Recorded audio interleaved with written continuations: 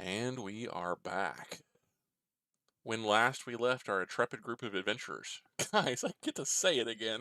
This is awesome. I've been waiting. Alright. I've been waiting so long to be able to say that.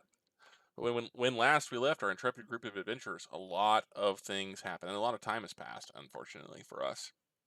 Um, so I'm going to do a little bit of a uh, kind of a longer form, I guess, recap to let you know, or get us kind of all back into the swing of things, remind us all where we are, where we've been, and what there remains to do.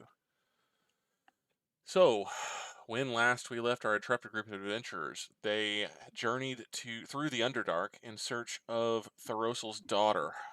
They, after many trials and tribulations, and several revelations, they found clues that pointed them to the Underdark city of Maerimydra.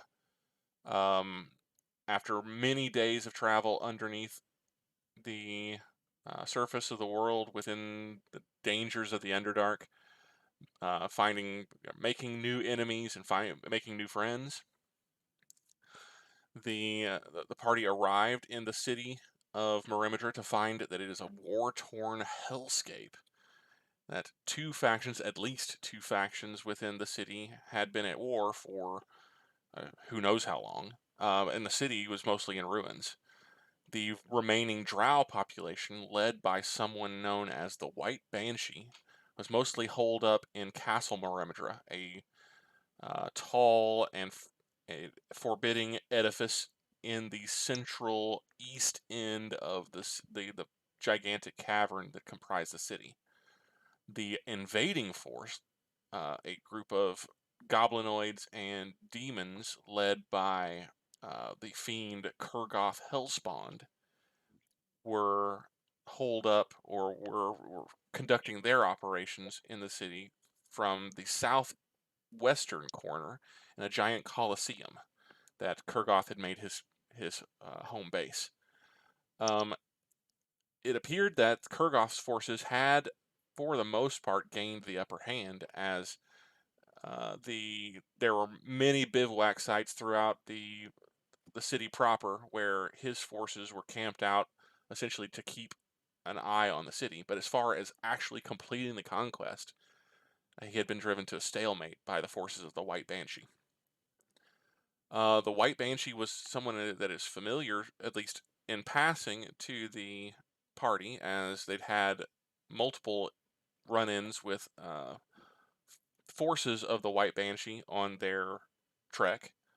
They've dealt with several undead drow in the city of Sith Morcaine, back whenever they first made it into the Underdark.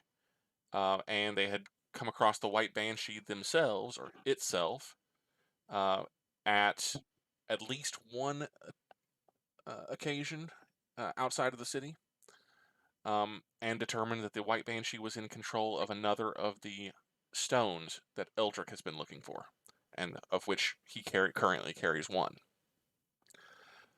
Upon reaching the city, there was a battle between forces of Kurgoth and forces of, well, another smaller faction within the city, and part of the party had, or was separated.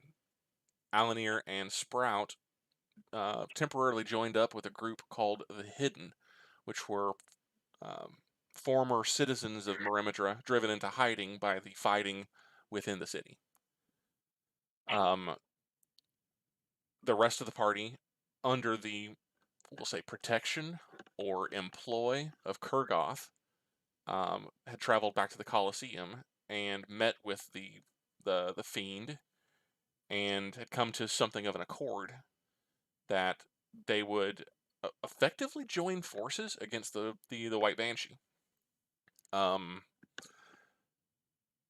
In so doing, the party proper, I say that because more members, a simple majority of three, as opposed to the two that split off, but three members of the party, Eldrick, Thoros'l, and Makaria. Um, I guess Buck was still with the party at that point in time too. So um, 4 members of the party went with Kurgoth, and upon trying to prove themselves to the fiendish leader, visited a ruined temple of Lolth in the northern portion of the city, and found pieces of what looked like a permanent portal archway. Recovering these pieces after a disappointingly short battle with a large undead creature,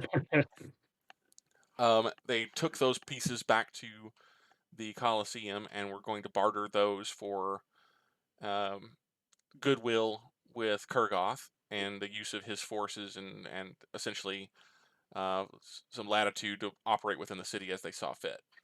The rest of the party, Alanere and Sprout, along with the group, the Hidden, traveled to the southeastern portion of the city, which they believed to be abandoned, in a bid to try to gather some resources and supplies for the Hidden to try to escape the city and to get to, I'm using air quotes that you can't see, safer environs, but get out of the city. Unfortunately for them, that expedition was ill-fated, and the Hidden were attacked and scattered, and Alanere and Sprout have not been able to make contact with them again since.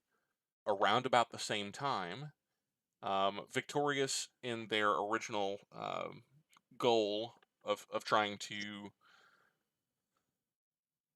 parlay with Kurgoth, and having returned with their bounty from the fallen Temple of Lolth, several members of the party were resting while Makaria had been invited to dinner with Kurgoth.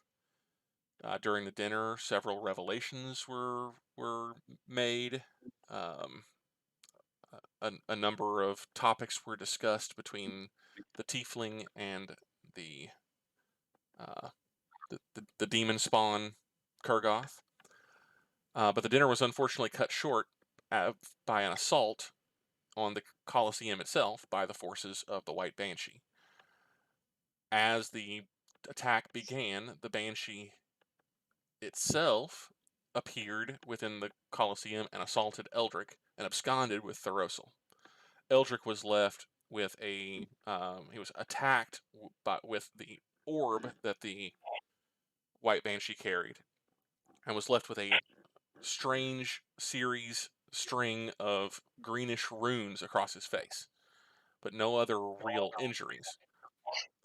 Thoros'l was taken and effectively disappeared. But then Bedlam broke out as all hell was rained down upon the Colosseum. The full force, or what appeared to be the full force, of the White Banshee's army appearing through various portals that were opened up in the Colosseum proper. Dragons, various undead dragons attacked from above, wizards and priests and fighters of all different types, along with other undead in the employ of the White Banshee, assaulted, and a wild melee broke out in the Colosseum itself.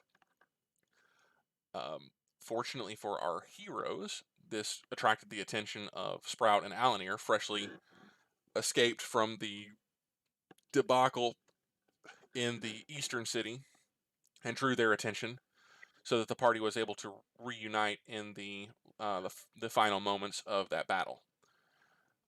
As the battle reached its climax and the White Banshee appeared to join the battle itself, Thoros'l also appeared with the White Banshee and attacked Eldrick. Or so we were led to believe.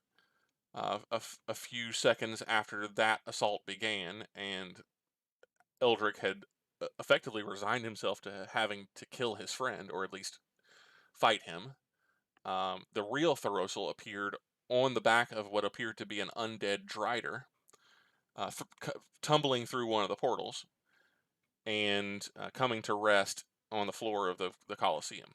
The Thoros'l then called out to the White Banshee by name, Thoros'l, and realized it was a drow male, who then joined battle with Thoros'l. The battle continued on, and at its climax, Kurgoth Hellspawn was slain by Thoros'l and his forces, and the battle effectively came to an end, even though the heroes had largely come in, had largely seized control of the battle itself and was coming out on top. The death of Kurgoth served to break the will or break the spirit of his forces and turn the tide back in the other direction. As the battle reached its conclusion, something else happened. A loud explosion or a peal of thunder, or a series of peals of thunder from somewhere else in the city rung out and effectively stopped the fighting. As everyone turned to see what that was, the undead in the employ of the White Banshee stopped and reacted to this effect in pain and in fear. Thoros'l himself was defeated, not slain, but was defeated, and was quickly bound and secured by Thoros'l. But whatever caused the effect continued on. A shockwave hit the Colosseum and threatened to destroy it with everyone inside. The magic users of varying types on both sides of the confrontation were affected, and some were stunned and were incapacitated to some degree. And then the dead began to rise. The copious amounts of dead creatures from the fighting on both sides of the battle began to stagger back up to their feet. But then something else unexpected happened. Another shockwave hit the Colosseum, and rather this time than cause structural damage, it seemed to affect the undead. The undead who had just risen to their feet and had begun to seek prey, discorporeated, fell to dust and ash, and were drawn on an unseen wind off to the north and east toward the castle. At the same time, some eagle-eyed members of the party noticed that a fine rainbow latticework of what appeared to be magical energy became visible, shimmering in the air for just a few heartbeats. Believed to be a physical manifestation of the weave of magic that surrounds and suffuses all things on Faerun. It was noticed that there were some what appeared to be some black veins of corruption that were running through it and were growing by the moment. Before the party even had an opportunity to really process this, the cavern became deathly still. The thunder stopped and died down to just echoes, and quiet, almost absolute quiet, reigned in the city of Maerimydra for a few moments. Kurgoth's second in command, Bosdos, began to rally his troops and try to come together with whatever he had left in the wake of his master's demise. But the party went almost completely unheeded by them, as the tenuous alliance apparently stood. But with the death of Kurgoth, their interest, the Kurgoth's army's interest in the party had waned a great deal. as the party began to flee from the crumbling Colosseum, they started to notice that a mist had begun to rise in the city streets and from all around, and had begin to coalesce, kind of a silverish, whitish, bluish mist that comes seemingly from nowhere. And then they began to see spectral figures wandering through the mist and wandering toward them, and apparently aware of them. Though they couldn't hear what they were saying, it was very clear that these spectral figures had noticed the party and were trying to get their attention. Alanere was able to discern through reading lips, was able to discern what was being said or what was being asked, and the general feel was that the whatever these spectral figures were, goblins, orcs, drow, all types of creatures in ghostly form, were marveling at the presence of the party, that they could see them, they could see each other, and wondering why the party was there, and begging for the party to somehow help them. Similar to the undead in just moments before, these spectral figures started to then apparently be blown away on some kind of unseen mist or unseen wind, and reduced to kind of a grayish mist drawn toward the Castle Maerimydra.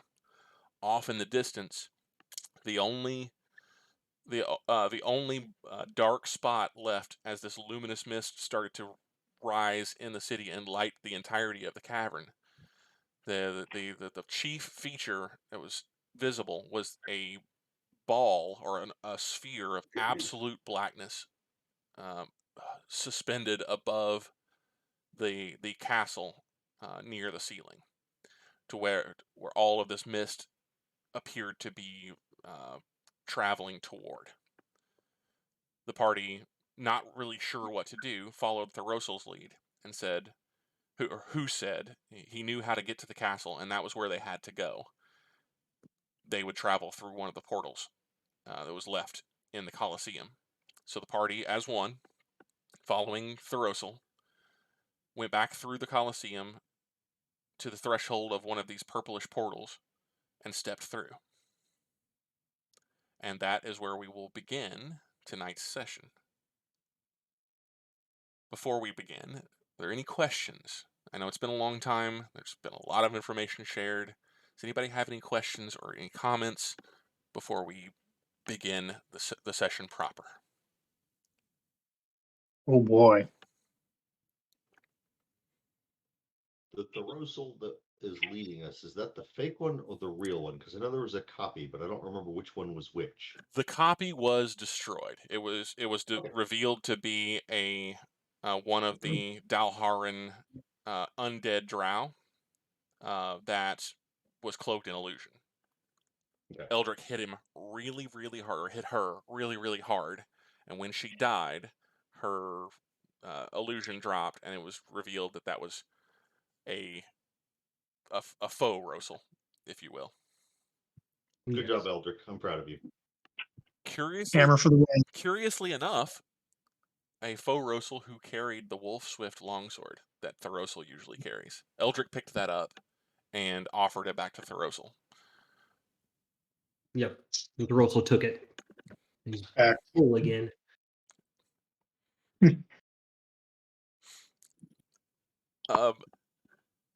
The one thing that I forgot to mention, or that I didn't one detail that was left out, in the climax of that battle, Makaria disappeared. She has not been seen by the party since before Kurgoth died. A twisting green sphere of energy, similar to the ones that has heralded the appearance of the Banshee multiple times throughout the Underdark campaign, appeared around her and then vanished. And when it vanished, she was gone. Was Thoros'l there for that event? No, that was prior to Thoros'l arrival, the real Thoros'l's arrival. Okay. Okay. So it is currently the four of you: Thoros'l, Eldrick, Alanere, Sprout. Makaria is nowhere to be seen. Buck is nowhere to be seen. he similarly vanished in the height of the battle, but no one observed his disappearance. So you know that he's not here, but you're not sure where he went or what happened to him. But he is in fact gone. He is missing. And you have the unconscious and bound form of Thoros'l, the White Banshee. Thoros'l, he's currently over your shoulder. Yep. So Thoros'l's got one sword out, and he's kind of holding this Thoros'l. Thoros'l is a very clearly drow, but a little dusky skinned for a drow, a little bit on the light skinned side. You've seen various different skin colorations. They're mostly like black skinned or at least a very dark gray. His tends more towards the gray, but he does have the characteristic white hair and red or red-brown eyes. He is dressed in the garb of the White Banshee, the form-fitting leather and the billowing white cloak. He did remove his mask, the silver skull mask, whenever Thoros'l arrived on the scene, and fought him face to face. The first time any of you had seen his face. Indeed. Well, whatever we do, we need to hurry, Eldrick. Well, hold on here. So we stepped through a portal last time after Thoros'l said that exact thing. It is so. At this moment, you are an instant away from making that decision to step through the portal. So you have not yet stepped through. If you wish to change anything at this point in time, now is the time to do so. You are standing outside the portal. You've just made the decision, or Thoros'l is saying, "We need to hurry. We need to get through this portal. We need to go." All right. Well, then in that case, Eldrick's going to look at the three that are with him, and he'll look back to Thoros'l. Buck is missing. Makaria was sucked into one of those green hemispheres. It was a woman that was there, right? That we didn't recognize. You never saw the figure that was within, but there was a figure that was inside the sphere. Gotcha. But because the sphere is not Sure. entirely translucent, you saw a form but not a face. All right.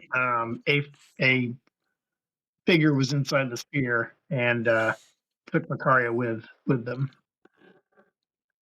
What are we going to find through here? You'll see like a flicker of recognition on his eyes when you mention the sphere and the figure inside. Say, well, if we're lucky, Makaria will be through here too. I don't And know if about we're Buck. unlucky, Well, if we're unlucky, we're already dead. Alanere, whenever you last saw Buck, he was locked in combat and was losing pretty badly to the ghostly cavalier that you had fought with the hidden.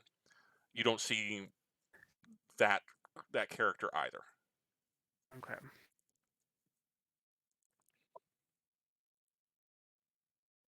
I assume at this point, I think I was probably knocked out of air elemental form, right? Shapeshifted out of it to actually be able to speak. When the shockwave hit, the first shockwave, and several members of the party were affected, the magic-using members of the party, your form was disrupted and you dropped to the ground. Okay, that's right. And we can see that it's the castle that's a big old black hole kind of deal thing going on. Somewhere above the castle. It's Above the castle. One of the big stalactites, that's right. Yeah, there are a number of different stalactites that are hanging down from the ceiling of the cavern near the top of the castle. And in fact, you can see even at this range, because the cavern is strangely lit now. This mist is luminous, and you can see a lot more detail in the cavern than you could previously. The castle itself actually contacts one of the stalactites. That is not the one that has this big orb of blackness that you can perceive. There's one near it that does. It is not physically connected. Okay. Has Thoros'l told us who this guy is yet? can't remember if that was part of the previous conversations and going through the thing. Speaking of this guy, of Thoros'l, I've got him bound and something over his mouth, not necessarily like gagged, but something over his mouth, and I'm making sure he doesn't have any weapons on him. I don't want to get stabbed in the shoulder carrying this guy. Yeah, whenever you grabbed him the first time, you frisked him and you found that he was not carrying a weapon. The weapon that he had been carrying before was this strange rod with a kind of a greenish flame at the end of it. But whenever he was fighting, just before the battle ended, just before the shockwave that stopped the fighting, that rod disappeared from his hand mid parry and cost him a pretty nasty hit from a fire giant. I'd like to take a minute and look at the portal, and I would like to try and identify it. Okay. While he's doing that, just a recap of information that we were given. So Thoros'l had originally asked, or Eldrick had originally asked Thoros'l what the hell was going on, and Thoros'l told us the Banshee and Uria were manipulated by the Drow to fold our plane of existence and bring the goddess out of her prison. Urgoth's death was the last thing they needed, as he was some sort of sacrifice. So that is information that I believe we have. Oh Yep. boy. We don't have a lot of time. If that's happening right now, all of this, we're moments away from this being possibly the worst thing that's happened here to us. If we go through here, do you know the way to get to wherever that event is happening, wherever this Uria is? Yes. Unless things have changed dramatically, yes, I can get us there quickly. Is it Iria? Iriah. Iriah. How is that spelled? Irae. Iriah. Iriah.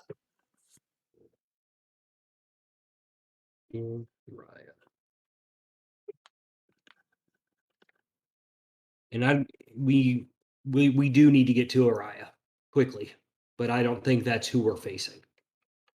Who do you think we're facing? I'm going to say buying a little bit of time for Sprout to look at the portal. Yeah, Sprout, go ahead and make me a DC 15 Arcana check. Yay! That is just enough. You know the energies that this portal is exuding, and the fact that it was popped up as easily as it was. This is short range. This is not a planar portal. This is a short hop. You know that it is probably no more than a mile. Probably Here, less. leaving another location on the same plane of existence. That fact is known. Turning up Draugg here. Well, he was. It's quiet. Here, hang on a second. I can fix that. Hopefully, I don't burst your eardrums. What was your question? What were we saying? Eldrick? One moment. If not Uriah, then who? That's what he Yeah, asked. if not, you said that's not who you think we're going to face, then who do you think we're going to face? He believes, and this one believes, that they are doing the bidding of a Drow goddess. And they were. I think they were tricked. And I think we're going to have to face her if we want to end this. But it's Uriah who has your stone, Eldrick. Well, we're going to need to get that. Is she likely to part with it? Not unless we can solve the underlying problem. And that's this Drow goddess. Did you find your daughter? He doesn't answer. But we need to hurry. I relayed all of the information about the portal to everyone. I'll nod, and whenever you say that, yeah, short range, this just takes us over to the castle, where I came from. Yeah, Thoros'l did come out of this portal whenever he appeared on the scene. Thoros'l, do you know if magic can be used normally at the castle, or is it just like this area? I don't know if magic's going to work at all anymore. I got no idea what's going on.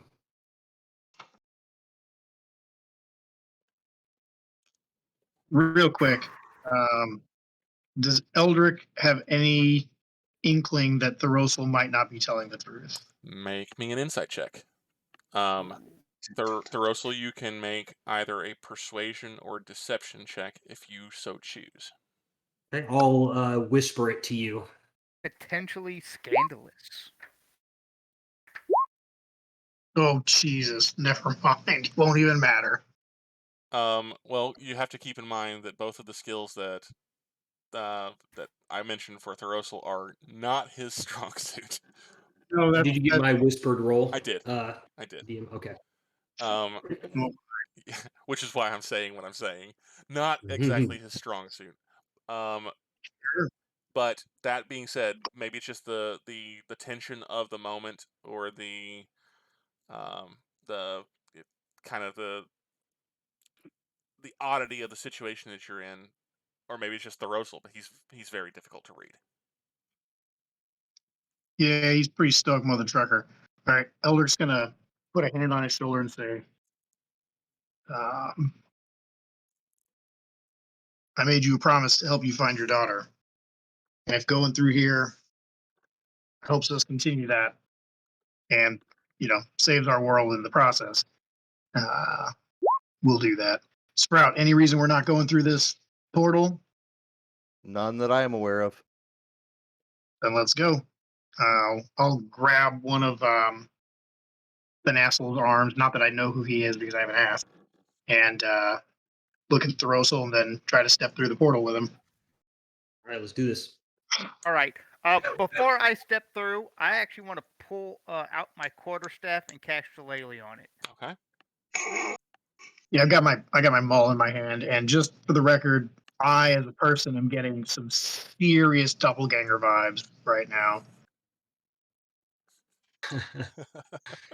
Not that I think this is a doppelganger, but I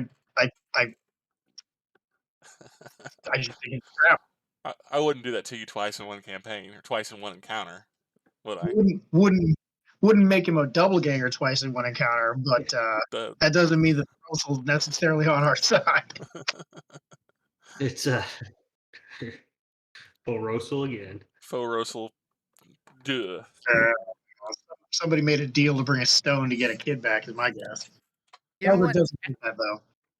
Actually, it's a bonus action for Shillelagh, so I don't actually think I need to cast it here. Okay. I'll wait to see what's on the other side, since it only lasts a minute anyways. You're gonna hold on. But it is, yeah, I can.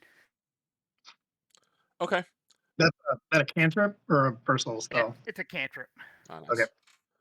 All right. I have to ask, Eldrick, where is the stone? The stone is poopy doops. You had it in your hand. I put it back into my chest armor where I had it before. Like I slipped it back in there and tucked it back into the little kind of pouch that I had in there. Keeping it close to your heart. Mostly it seemed like the best place to keep it from getting pickpocketed. Yeah, because I was holding it for the vast majority of that fight. Yes. In my left hand. Yep. Seeing Eldrick up close. Am I still glowing? Yes. Oh boy. Seeing Eldrick up close for the first time in quite some time, Thoros'l, you can't help but notice the string of runes down Eldrick's face, and it looks familiar.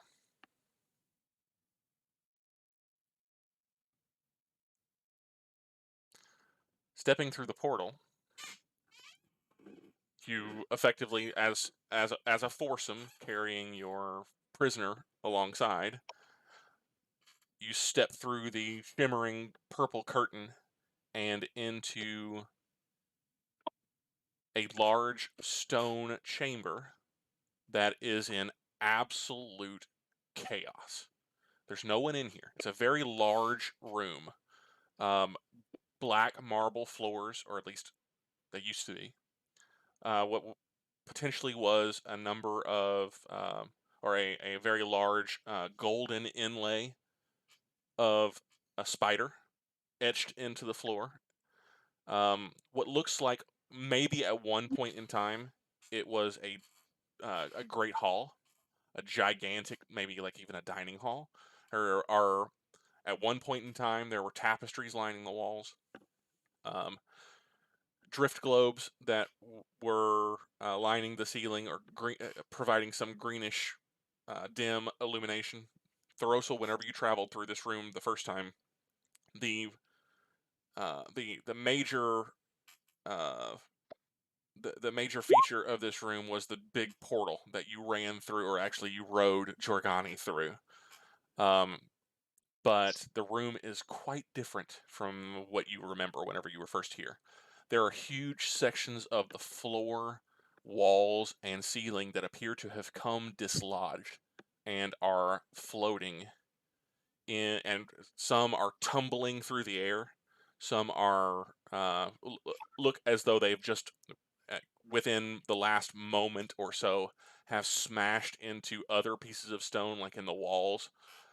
Furniture, what little furniture there was in this room, appears to be shattered and smashed and is also floating in pieces through the air. Everything seems suspended, almost in like suspended animation, but everything just drifts, and everything is suffused with this silvery mist.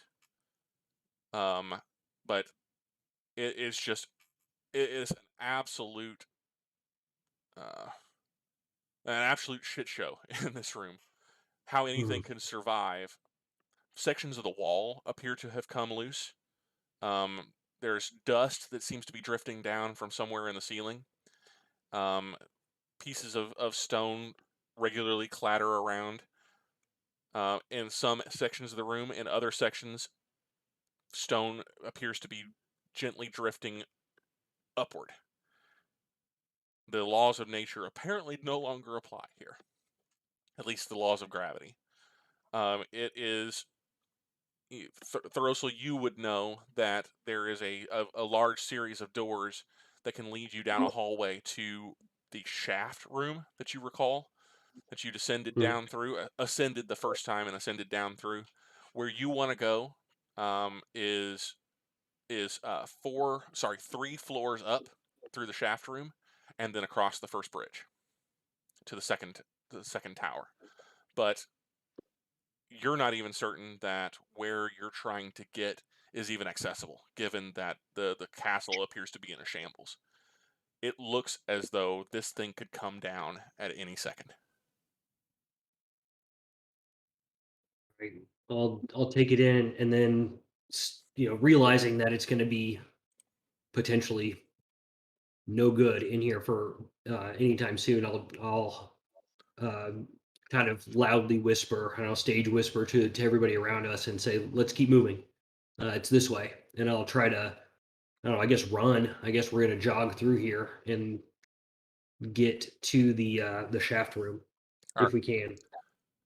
So you carefully but quickly pick your way through the floating debris in the room, and sometimes you're having to stop and wait as a gigantic chunk of blackish stone floats by and taps off the wall. Sometimes whenever the stone hits, whenever there are stone collisions, it's like a simple excuse me, it's like a simple bounce, and then it careens off in a different direction, not moving fast enough to really be a danger. In other cases, the pieces of stone that are floating through the room, or the debris that's floating through the room, begins to pass through other objects, and then it appears that maybe they're flickering in and out of existence in some ways, or flickering in and out of corporeal form. And as you're rounding the corner to leave the room, there is a relatively large chunk of stone that has just merged with the wall on the far side of the chamber, that phases out of existence as it moves through the wall, and then back into existence, and causes a loud clattering and an explosion of stone, and the entirety of the tower floor that you're on begins to shake and rumble. You quickly dart around the the corner from that room and go down a short hallway to another set of double doors, you turn into a room that is similarly in a state of disrepair, but it's much smaller. And the chief features in this room are just 4 pillars of black stone that reach all the way up to the ceiling. When you look up, you see a 10-foot diameter hole in the ceiling that seems to go up like you're in a shaft. That seems to go up an incalculable distance through the tower. You can see that there still is debris that's floating. This room doesn't look as bad as the Great Hall did, but it does still look as though this part of the castle is also in a pretty bad state. In fact, as you're walking through the room, you hear a groaning sound as it appears one of the pillars, at least partially, phases out of existence. Oh, But you're in the shaft room. From here, Thoros'l, you know that the landing that you need is you're on the 2nd floor, and you need to be on the 5th floor. okay. There is no obvious means of ascent. Yeah, before it was like a magical platform, right? Of some sort. Or Whenever you came through here the first time, the person that you were with grabbed you by the arm and levitated you up. oh yeah, that's right. Okay. Because We Draugg can need to do go. that. Yeah. We need to get 3 floors up. If I hop, do I float or do I come right back down? You're just hopping. Yeah, I'm just jumping up. You jump into the air and you keep going. You don't Okay, come, well, you I'm don't gonna, come back down. You begin to rise with the force of the jump, and gravity does not cradle you and bring you back to the ground. In fact, you start rocketing towards the ceiling at a high rate of speed. 3 floors, Eldrick. well, I'm gonna put my hands up and try to get my feet to where I'm gonna impact the ceiling so that I can kind of right myself at some point here. I think we know how we're gonna get up now. So with a crash of metal against stone, Eldrick's first foray into flight, or at least levitation, does not go well. He clatters into the ceiling, but knowing that the impact is coming, it doesn't injure at all. It looks ugly for a moment, but you are able to scrape yourself off of the ceiling to some degree and begin this, now knowing that you can kind of step upward or do short hops upward. You can start angling yourself toward the opening in the ceiling. Graceful, Eldrick. Graceful.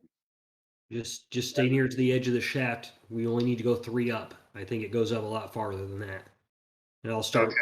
I'll with the Thoros'l on my shoulder. I'll start trying to follow, angling for debris, so I don't go careening off straight up into the sky forever. Trying to make land or whatever. Right. You know, stop on different debris and walls and shit like that. After a moment of trying, you realize pretty quickly that this is actually a lot easier than you're making it. Like the first time you try to just jump, and then you realize, oh god, I need to correct. You start moving your feet, and you slow down, and you realize, oh, I can effectively walk on air here. Oh wow. Ooh. And you just change your perspective and step into open air and begin your ascent.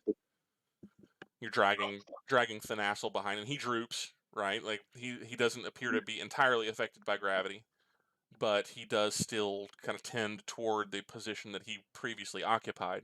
So as you're stepping up, he's just kind of trailing off behind you, not moving. Yeah. Very clearly still breathing, but he has not recovered from whatever it was that struck him whenever the original shockwave hit the Colosseum. So, Yeah. question: Mhm. when we were in the astral sea fighting that big bone mountain thing, Hmm. I jumped off the ship at it and touched it with the stone. That's correct. Does this floating experience remind me of floating through the astral? It does, but in that scenario, in the astral, you were willing yourself forward. Like you were actually flying with the power of your mind. In Okay. this instance, it's similar to that, but if you just will yourself forward, nothing happens. Okay. However, the air doesn't seem, or the air, you can actually find purchase on the air with your feet. It Okay. seems like any surface or even no surface at all is equally usable, and gravity simply doesn't apply. All right. Well, let's get. You said 3 floors up. Let's do it. Yeah, I'll if if I'm having trouble like holding on to Thoros'l while we go, I'll just take some of the rope that's binding him and kind of like I don't know, tie him on Yeah, a little bit. you're just kind of hauling. So I imagine you got his hands bound. Are Mhm. you binding his hands in front of him or behind him?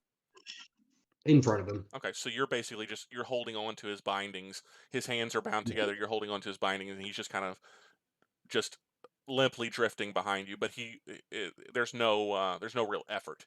It's awkward because he's tending to trail toward the direction that you're coming from, regardless of the fact that that may not be the ground, or what Yeah. you perceive as the ground whenever you're moving forward. Just Yeah. throw him at the opening. Yeah. Uh, 3 floors. You begin to ascend, and you realize that you're quickly reaching what appears to be a ceiling. But then you notice, kind of off in as you are reaching the 4th floor, so you've ascended about 40, 50 feet at this point in time. Actually, I think that these are considerably taller, and I don't have the measurements on me at the moment. Sure. But as you're ascending past the 3rd floor and going toward the 4th, you see in a similar chamber on the 4th floor what appears to be this large circular metal grate that has come completely dislodged from its hinges and is crumpled, kind of floating through the air. You have to avoid it, but it doesn't appear to, like, it appears like there's even like pieces of masonry that are still on like the hinge end.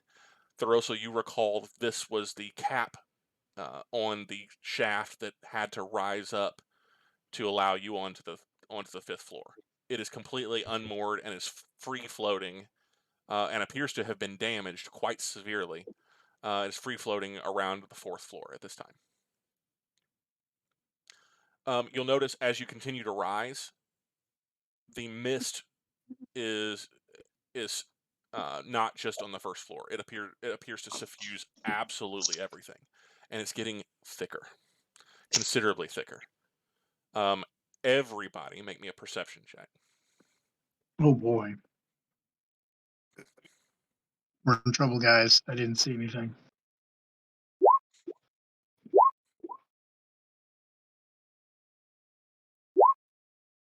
$15. Okay. Oh, 15. continuing my Sprout. usual perception checks. You want us saying our rolls out loud, right? In the future. Start getting used to it. Yeah, whenever you make a check, make sure you're calling out your roll. That's a 24. Eldrick got a 4. So everybody but Eldrick, as you're continuing to ascend, and you're noticing that the mist is getting thicker, you believe that you can see forms, like humanoid type forms that are just on the outside edges of your vision within the mist.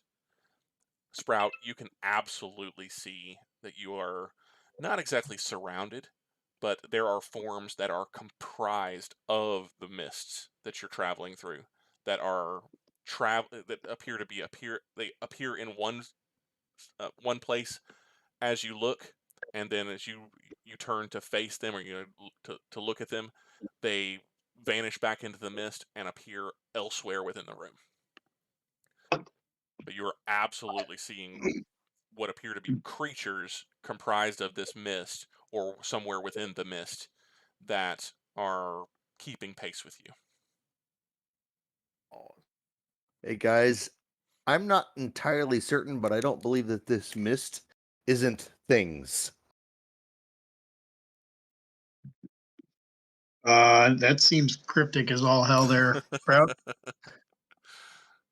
Well, of course, It Twig. might be a sentient being, I'm not sure, but it's looking at me and disappearing. I mean, is this not comprised of all those figures we saw outside that were getting stuck into this area? Keep an eye out. If they come closer or look like they're going to attack, call out. Otherwise, we got to keep moving. Does the mist interact with my hammer at all? Flows around it. Is your hammer currently? Are you holding it in two hands currently? I'll put it in two hands for just a second to see if they react to the light of it. It lights. Well, you're not even seeing figures like yourself. Well, sure, but I can see the mist, right? So, yeah. like, The mist light it up. doesn't appear to Part. react other than Okay. it takes on the kind of faint bluish color from your Gotcha. light. It doesn't seem to reflect it. It seems to absorb it. Do I see anything happen when he does that with his hammer? No, and in fact, you can see that there are whatever these creatures are. They're trying to stay out of your direct perception, and they are if you're looking around the hammer, then they're appearing elsewhere on the edges of your vision.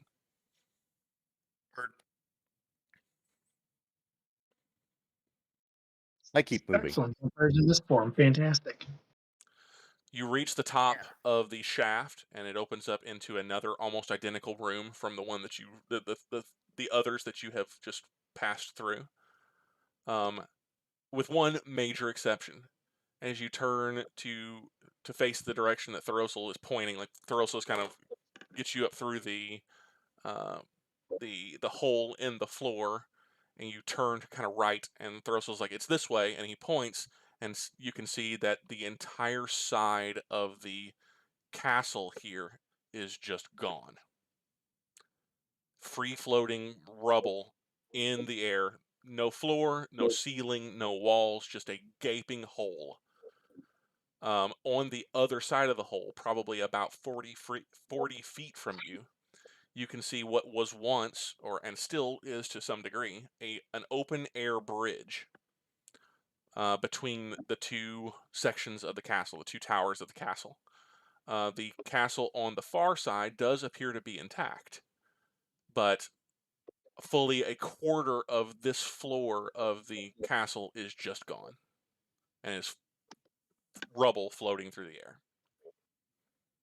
It Eldrick. does it look like we can like skip across on the rubble, or is it just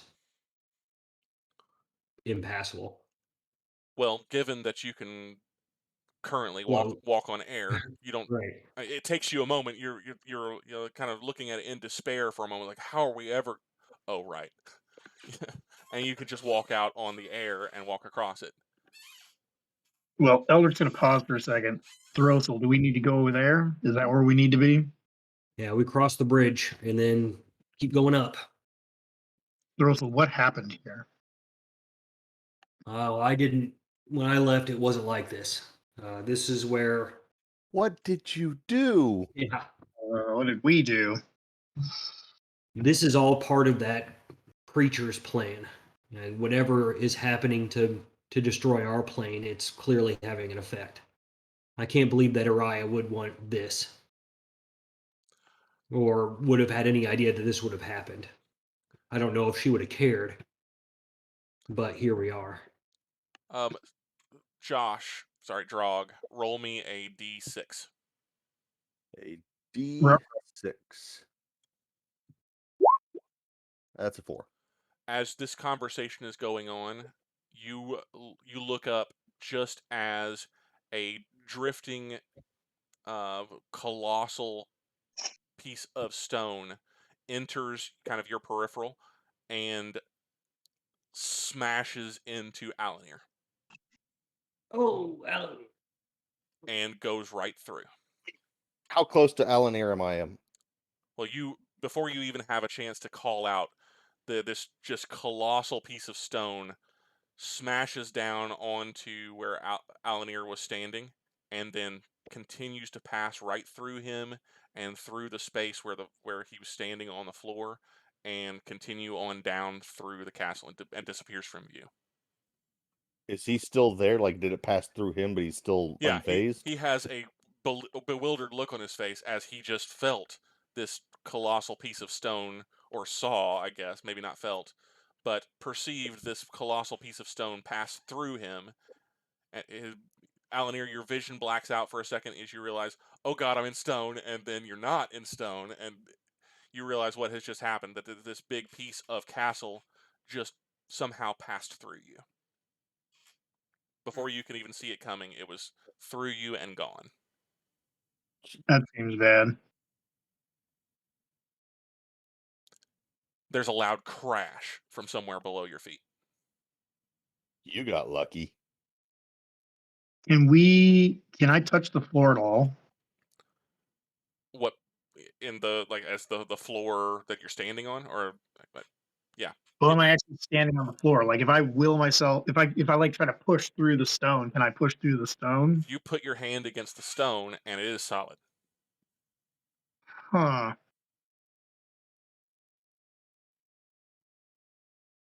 If I see, you said there's like small rocks and stuff floating just kind of all over the place. Yeah. Can I grab one of those out of the air?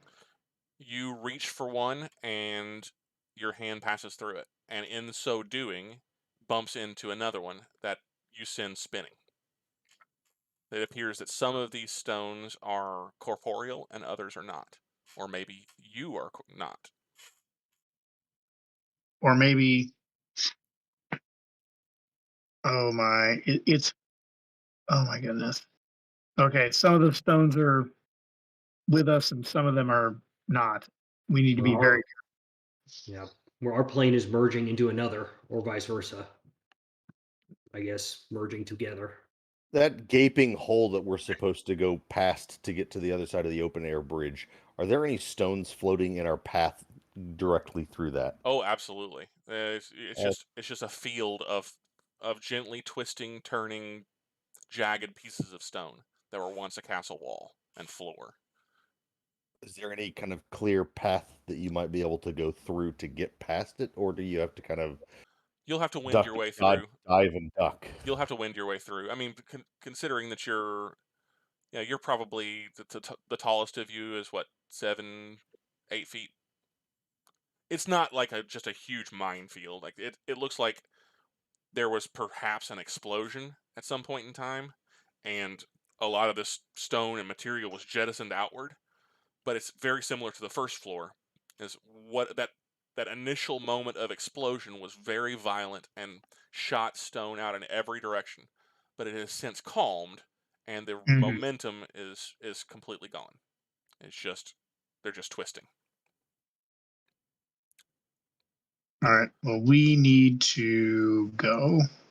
Yep. As we're moving, Thoros'l will continue talking to Eldrick. We'll say, when we get there, it's not too terribly much farther. When we get there, you need to know something about Araya. What do I need to know about Araya? She has your stone, like I said, but it's trapped her. That's why she's, he's having a hard time saying this. He stops for a moment. I guess that's why she's doing all this. She's just, if you can get that stone away from her, if we can help her, I think that we would find an ally rather than an enemy. Does she know she's trapped? Oh, she knows. Knows enough to let us take the stone off her hands? It's the stone that traps her, but it's the stone that keeps her alive while she's trapped. It's kind of a mix-up. What she knows, what she told me, could be all lies, at least sprinkled with lies. I think I get the impression that she's doing this to be freed of the trap, the prison enforced by that stone. And she was told by this Draugg goddess, this trickster god, this Thoros'l. He looks around thinking that that's going to summon this bitch. You actually do, Thoros'l. As you mention the name, you hear the quiet sound of laughter echoing in your ears, and you feel a cold sensation on your left hand.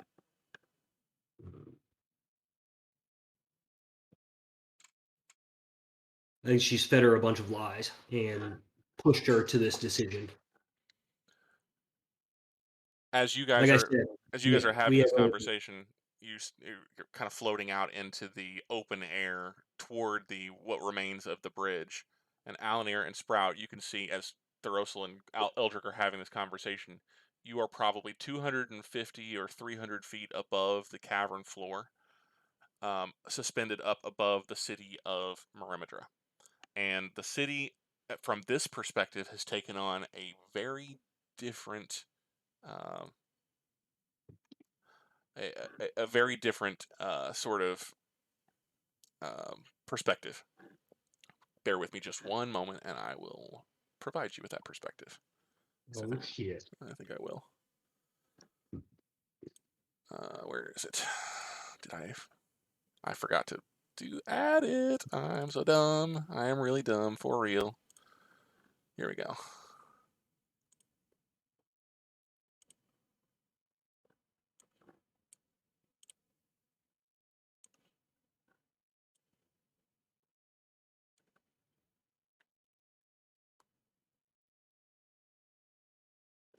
That's on there.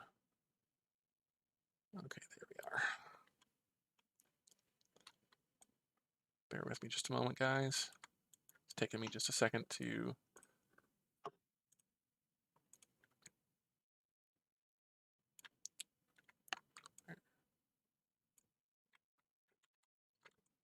Where's the... Okay, whatever. Doesn't matter.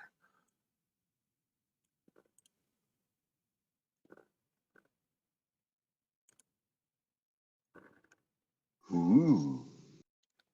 Okay, like a swirling. The city itself appears to be just completely blanketed in these silvery blue mists. There's a luminous kind of bluish glow that kind of pulses through the mist itself. There's almost like a kind of a swirling, constantly in motion quality to the mists themselves.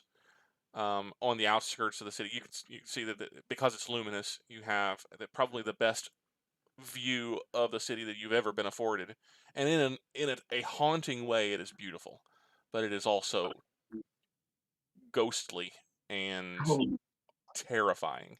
The flames that are still burning throughout the city, so the big bonfires that marked the various hellspawn camps, they're glowing more blue than orange, and the whole thing just gives you a really, really nasty feeling. Sprout, you more so than anybody else. You have just this constant nagging feeling in almost like a buzzing in your teeth that something is very wrong here. That is not like anything you've ever experienced. Make me Sprout specifically, but everybody else at disadvantage. Sprout with a regular roll, but everybody else can make a roll at disadvantage. Make me a history check. Or, if you prefer, a flat intelligence roll. Same thing for me. 14, Thoros'l. Okay. 12 for Eldrick with disadvantage. Nice. So 20, And, 20 for 20 Alanere total. and a 26 for Sprout. Okay, so Thoros'l and Eldrick, you're too caught up in your conversation. You're not really like you see it, you recognize that there is definitely a change, but it doesn't really resonate so much with you.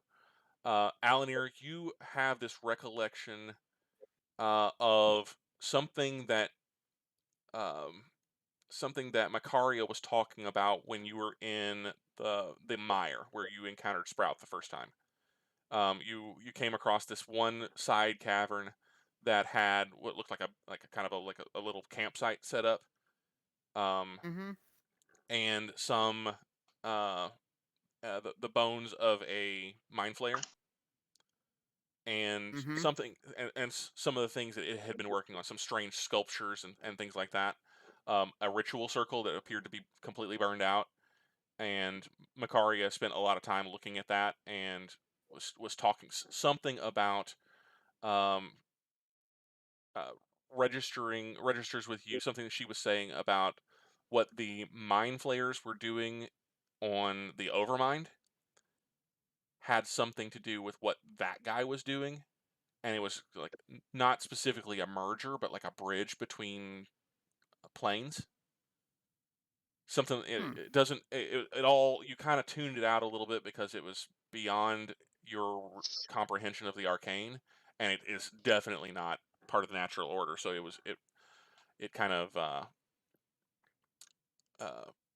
kind of passed through and offended you to some degree, and so therefore kind of escaped any more of your notice than that.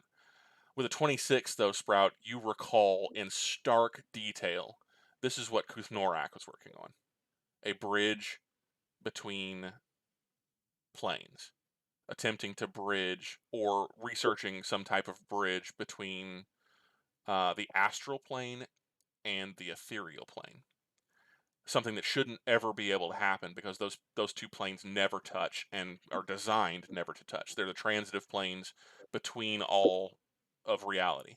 The astral is the plane of the mind, and the ethereal is the plane of the spirit. And never shall the two meet, except one time it did, and that's where the Overmind was.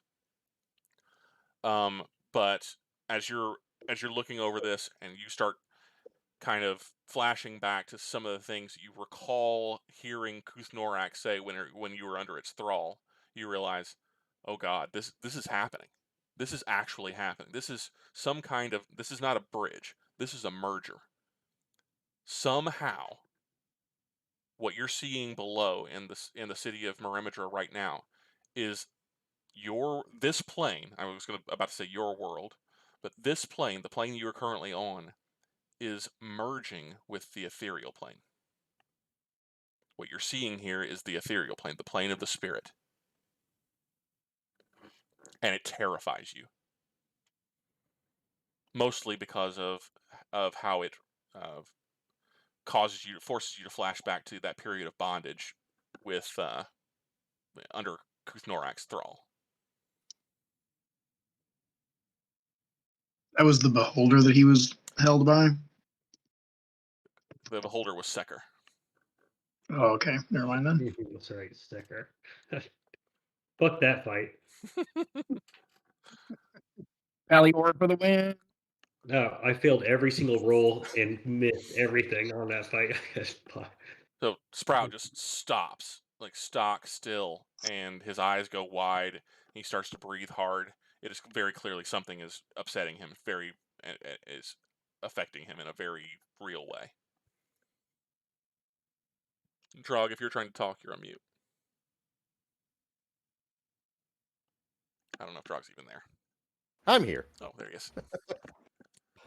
How far are Thoros'l and Eldrick from me, and how deep into conversation are they? Are they like a little bit ahead and kind of really deep into conversation? You're probably staying pretty close together because you don't want to get separated in all this, for sure. But Thoros'l is very deeply affected by whatever it is that he's talking about, and Eldrick is listening pretty intently. Yeah. Thoros'l isn't necessarily keeping this like he and I conversation either. Like he's telling Eldrick, but he's not meaning to be secretive or anything. Okay. I will relay to Alanere that this is the merging of two planes that should never connect, and I will relate to him that the astral and the ethereal are merging. It wasn't a bridge between them, but it's just the merging of the two, and it's happening right the fuck now. Well, so no, this is not the astral and the ethereal merging. This is the ethereal merging with the material. So you're The on the ethereal. you're on the material plane.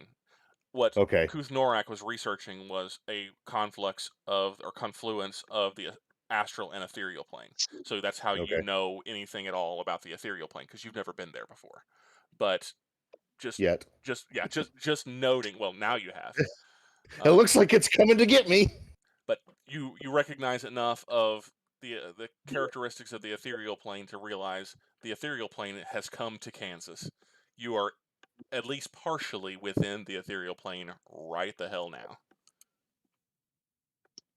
I will relay this directly to Alanere, trying not to interrupt the conversation in front of us on the chance that that conversation needs to happen for planning purposes, if nothing else. And I will also relay to Alanere that this terrifies the ever-loving bejeebers out of me. So, Hmm. what kind of consequences can this event have? Bad ones, real bad ones. Well, it's certainly not natural. There. Yes.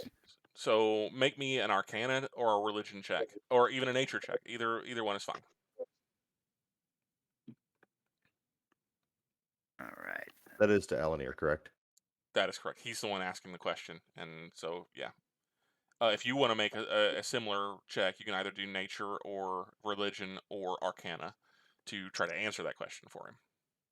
Let's see. My nature and religion are the same, so 21 to Arcana. Okay. and only a 12 nature. All right. So your head is spinning, Alanere. Like the Yeah. idea that the plane of the spirit can somehow become one with the plane of the material is just too overwhelming for you at the moment. You know it's probably not good, and it's likely dangerous. And if this is happening all over, then there are going to be some very serious repercussions to the natural order of things. Sprout, with your 21, the first thing that pops into your mind is that the ethereal is the plane of the spirit, and spirit means incorporeal undead. This is the plane where spirits go prior to them moving on to whatever whatever reward or punishment that they have given the natural order of religion and the gods and the things like that. The ethereal is kind of the holding cell for all of the bad things that happen, or all of the spirits after bad things happen to them. If a death is particularly violent, then that can spawn even worse things that inhabit the ethereal plane. Ghosts and wraiths and specters and all manner of bad things. That's their home. That's where they live, where they're bound. And now it's here. If they're bound to the ethereal and the material merge, that means that all of that bad now has free access to everything Material. here. You remember the scene in Ghostbusters, the original Ghostbusters, when the containment unit gets broken open? Oh, Yeah. I was Yes. Yes. That. Yay! so they just had the Twinkie speech. The Twinkie. The big Twinkie. Yep, that's the one. I want to make sure that I have explained this well enough that Alanere is just as terrified as I am. If we're Eldrick, going to die on the same plane, we need to have the same feelings. I'm probably not so much as terrified because I probably don't really understand the ramifications like you do. I'm probably more like disgusted. Noted. Like to me, this is like a complete affront to like everything I believe in. Oh, it's an abomination. 100%. Well, we came here to stop it. That's for sure. so go ahead. Sprout will holler up to Thoros'l and Eldrick is like, any chance we can move a little faster?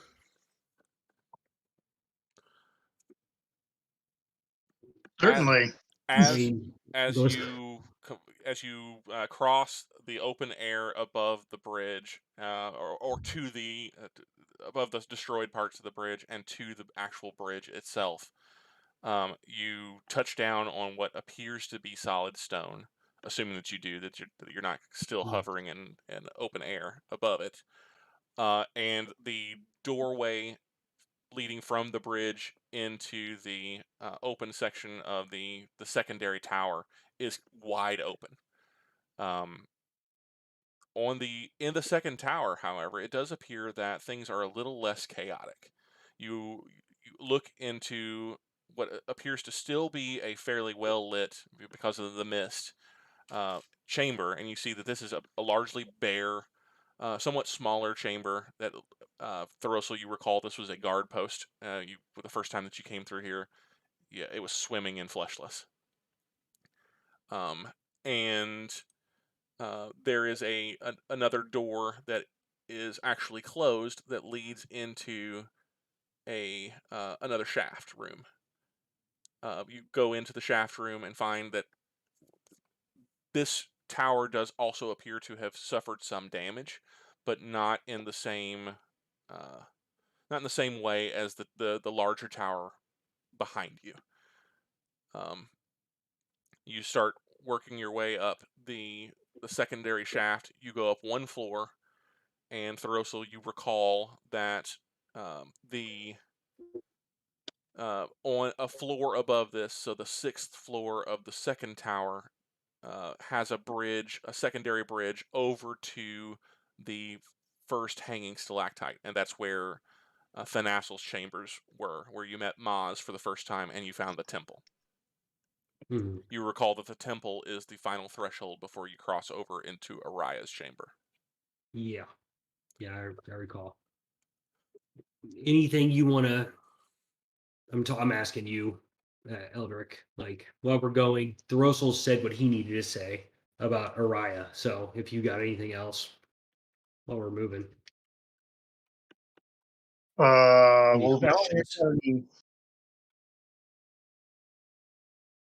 Oh, look at this. If Alanere's got any heals, now would probably be a good time for him to spread some of that out. I mean, I could, but I'll probably do more damage myself than I'll heal. Yeah, if you will recall, any That's casting yeah, of that magic comes with a cost. that is the case. All right. I don't I suppose I have mean, anything useful on me. Well, you I do. could attempt it. Don't you do that to me, Andy. Just saying, there's that voice that is consistently whispering in the back of your mind that you have absolute power at your fingertips. All you have to do is reach out and take it. Yeah, I was hoping for a bottle of red liquid. All Which right. I'm not finding on my sheet. God, I don't know if I want to try this. No, don't. No, don't. I have breaking case. I have break glass in case of emergency. Let's just keep going. In the absence of conversation while we're trucking through here, Thoros'l will just his hand will go up to the mark on his breastplate where it was scarred by Kiran'sele, but feel the embossed symbol of Shevarash, and he's pulling on that. He feels it in his mind. He thinks, prays even. This is it. This is I'm on your path and you're on mine. This is where we're both meant to be. It's time to end this. Roll me a D100. Oh my! You may remember a certain amount of luck this person has with those. My D100 is 44. 44. Okay. You put your hand up to your breastplate and you can feel the embossed symbol of Shevarash on it, but also those deep grooves in the metal that were left by 4 claw-like fingernails as they scraped down your breastplate. You remember the sound. You're trying very hard to focus in on your prayer to Shevarash, but that sound, that the whining of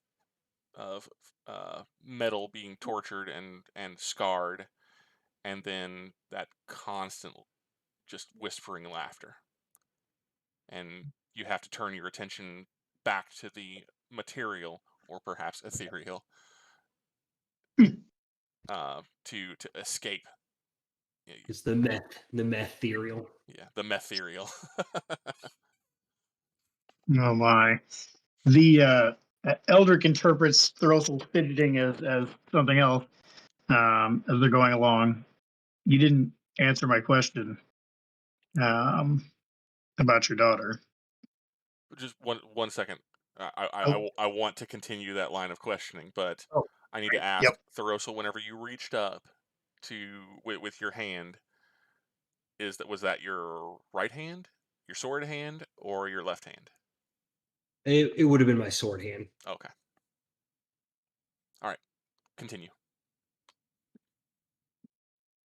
You didn't answer my question about your daughter. Were you able to find any information about her?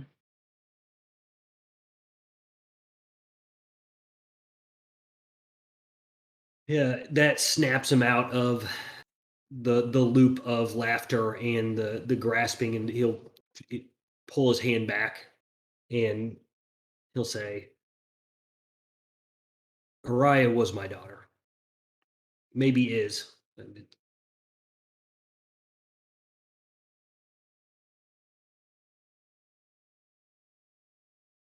Well, there's a bunch of shock on Eldrick's face as he's unsure whether or not to be happy or sad about this revelation.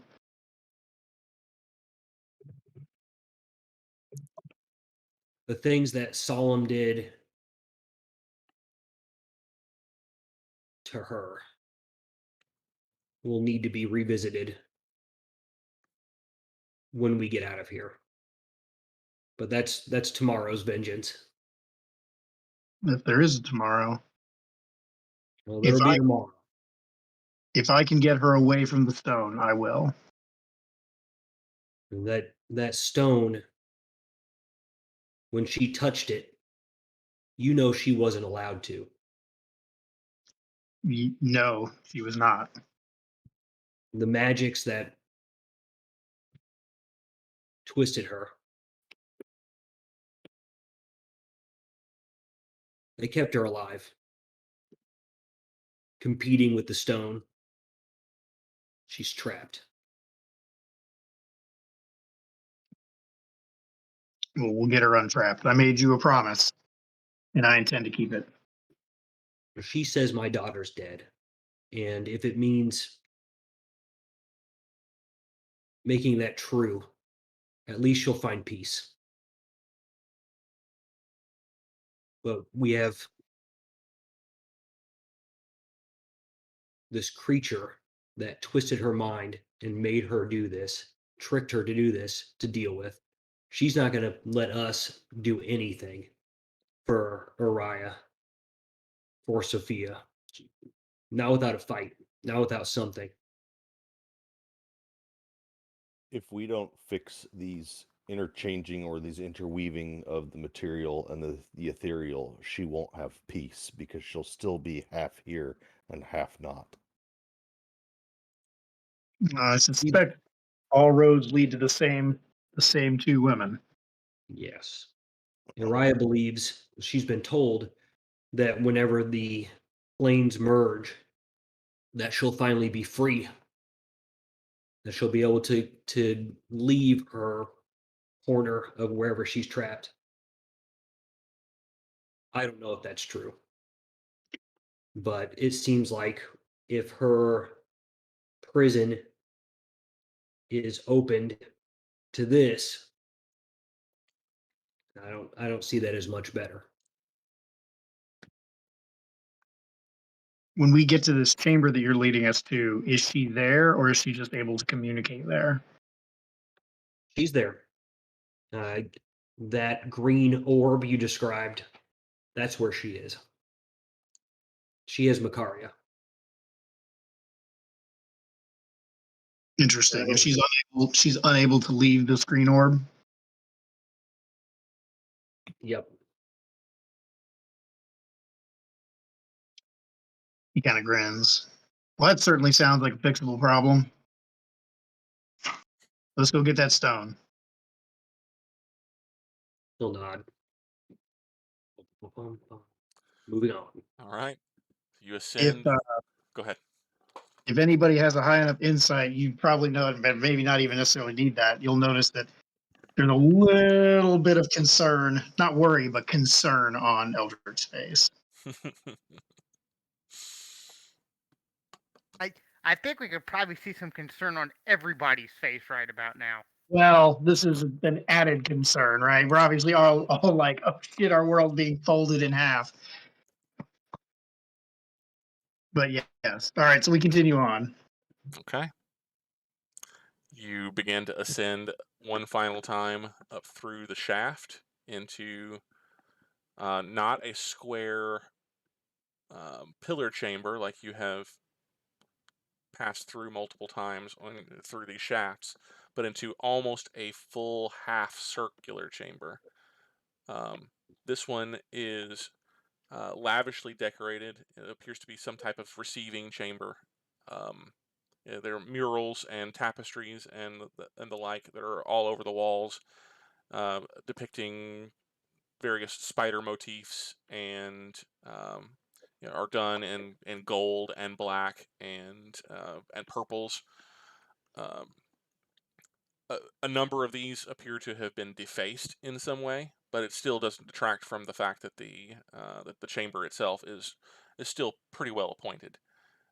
You are just starting to notice that there's a bit of a quivering in the stone, and the anything that is not nailed down or is not specifically the floor and the ceiling are starting to kind of drift, like the stone and like the appointments of the other rooms that you've passed through. But they are the full-on chaos has not quite reached this section of the tower as of yet. But you can tell that there's barely contained energy.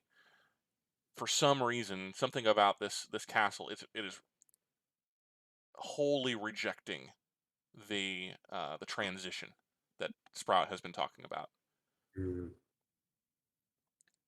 and Interesting. it's losing that battle somehow. So you don't imagine that you have much time before the chaos of the first tower begins to creep into this one. So you very quickly move to the one set of double doors that are ajar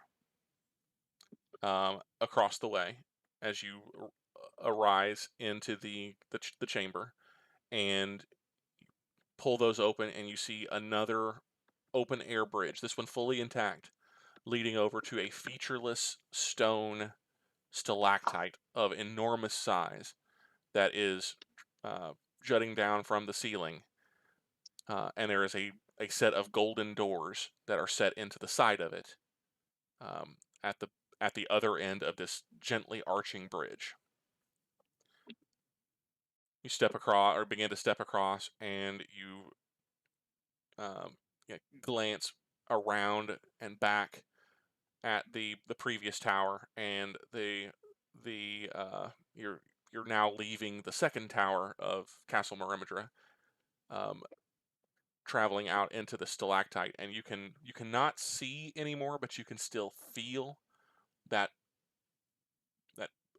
orb of a sphere of pure blackness somewhere in the distance behind this stalactite.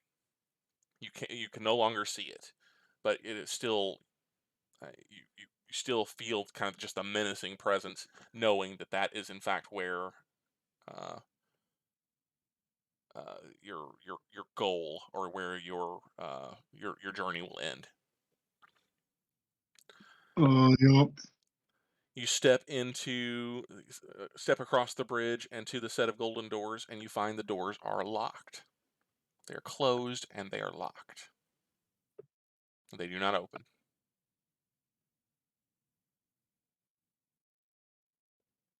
Okay. Anyone got a solution for locked doors? Your friend here? He didn't have anything on him. Is there a obvious locking mechanism? Yeah, there's clearly a set of locks, or a large lock that is in the form of a spider that is at the central point where the two doors come together. You recall at the first time that you came through this area, Thoros'l had a key. He doesn't have one now. He does not appear to have one now. He left his keys at home. Yes. We could ask him. Well, He's I don't want to conscious, wait right? for him. Yeah, we could wake him up. I can go back to his room and see if he has his keys. If his room's still intact, I guess it's in this tower, but I don't know how much time we have. I don't think we have time for that. You recall that his apartments were directly behind these doors. Oh, okay. Well, there you go. What kind of person locks their key? Whatever. We have to have a talk with this whippersnapper. Thoros'l, can you ask him if he can let us in? If we're going to help his boss, surely that should buy us some goodwill. I'll hoist him off of my shoulder and sit him up with his back on the door. It's more than his boss. We'll be helping his mother.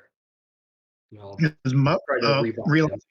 there. And Wake him as that revelation echoes through the empty space, Thoros'l, you set him with his back against the door, and he flops backwards through it, and the entire top half of his torso, down to his legs, down to his waist, disappears through the door. Well, there you And- go. I guess it. And his legs are sticking out, just kind of flopped against the bottom of the bridge. The door's unlocked. No, No, go on through. he does. It does not open the door. He Right. passes through the door. Right. Can we pass through the door? Eldrick, you put your hand on the door in the same place that Mhm. that Thoros'l attempts to, or fell through it, and it is solid, cold, solid metal. Is it solid if I grab his leg? You can pull him out through it, but the door does not change for you. Hmm. How substantial is that lock? It's pretty ornate. Can I go through the door? You I can. will sheathe Rift Razor. I'm going to pull out my pick hammer and I'm going to try and bludgeon that lock open. Hold up. I might be able to get through and Thor- unlock it from the other side. Thoros'l walks through the door. All right. Huh. I'll take Thoros'l with me, and I'm gonna look for an unlock on the other side. I Or love. try to- I absolutely love this. Like the visual of this. You step through the door, disappear through it, and then you pick up Thoros'l and pull him through. So from Eldrick's perspective, his legs just shoot through the door. Yeah. He's problematic.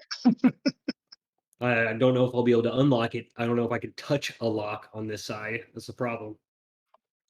Sprout's going to try and push on the door. Is the door substantial or corporeal for me? It is incorporeal for you. You pass right through it. Oh, sorry, Eldrick. I'm I guessing walked the stone through. is protecting Eldrick from some of these effects, so I think the rest of us might be able to pass through it, but not him. Alanere will try and go through the door. You pass through the door. No problems whatsoever. That's bad. That's bad indeed. Eldrick, hurry up! Eldrick, you begin to hear a rumbling, a very loud rumbling from behind you. The loud crack of splintering, shattering stone. If I touch the door with my hammer, does my hammer go through, or does my hammer hit hard metal? Hammer hits hard metal.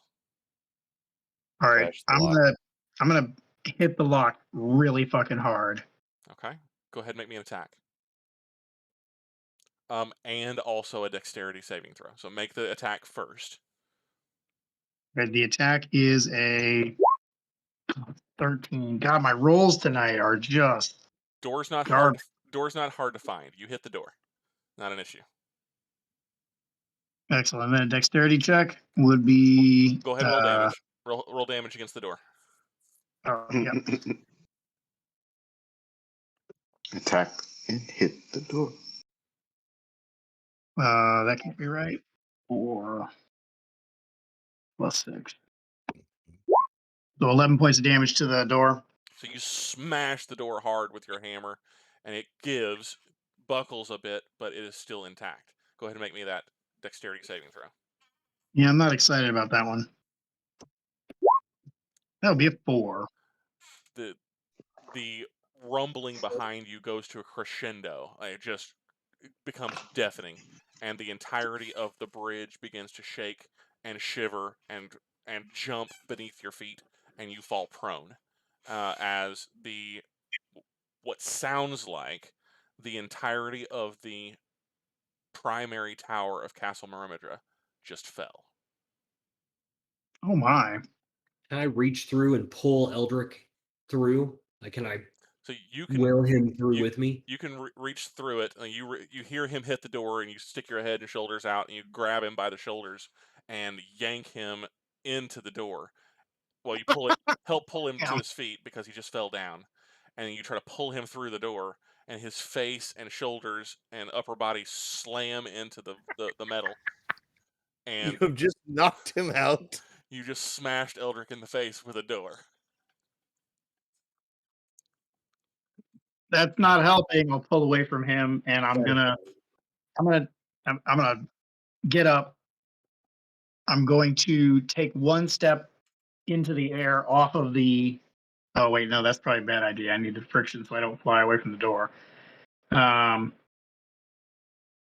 Do I feel like I could brace myself on the air, or is it just feel like it's just something I can walk on? It's not substantial. Okay. Yeah. All right. Well, I'm gonna give this door directly on the lock another big old smash because I need to get through here, and I'm impatient, and I'm 100% hopped up on stone. Roll to smash. Well, Well, for 11 points of damage. Another 11 points of damage. well, that was a natural 1, so Oh, was it? that was Oh, in fact snap. a natural Yep. 1. That's unfortunate. That's a problem. It is. We're gonna say that just as you rear back to smash the door again with your hammer, and as you start to come forward, there's another jolt as the second tower behind you begins to go, and you lose your grip on your hammer, and it clatters to the stone. Make me an even or odd roll. Call it first and roll a d100, an even or odd. If you miss this, Oh, it's going to snap. be very, very bad. Okay, well, I'm going to go even, and we got a 50-50. Even is the good, or even is the bad? You call it. Even is good or even is bad. Oh, Jesus. Even is the good. No. Snap. Well, there we go. You watch as in absolute horror as you rear back to swing with the hammer, the tower behind you, just 30 feet behind you, starts to go. There's a quiver through the stone. You lose your balance. You go down to one knee. You lose the hammer, and you watch the hammer tumble into the darkness off the Oh bridge. no. Oh, that's so bad. All right. Well, That's literally the only thing he had left other than the stone. Nothing. Nothing. None of us see that, do we? No, you're all inside the room. all right.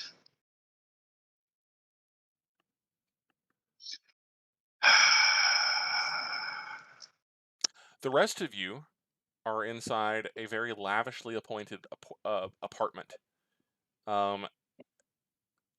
The motif is entirely different from everywhere else that you've been within Castle Maerimydra, and it looks like the color scheme in this room is very much the same. It's still in blacks and golds, but all of the spider motifs have been removed, and they've all been replaced with the trappings of death. Skulls and Fantastic. skeletons and bones and depictions of wailing spirits and the like are everywhere. And the actual accoutrement of the apartment, like the end tables and the very lavish furniture, all of it is what appear to be very expensive surface world goods. Everything else that you've seen has been very stylistically drow.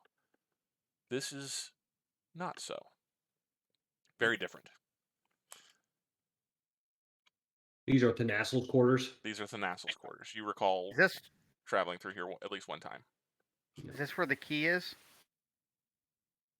We can look for it. If this is So- so I recognize this is Thoros'l's quarters. I'll say look around for a key. You can hear the second tower collapse outside the room. It's deafening. You can hear a shout from Eldrick as he loses his hammer and cries out in denial. Yeah, gonna go searching for a key. Yeah, Yep. make me an investigation check.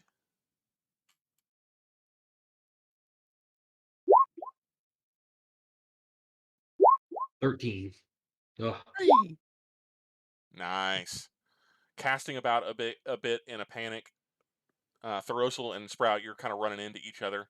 Sprout kicks over an end table in his panic, thinking the worst is going on outside. Because the worst is going on outside. Pretty damn close. As the table goes end over end and does not crash to the ground as it normally would, but effectively hits and then begins to lift off into the air and travel along its trajectory at a very, very much slower speed than you think it should.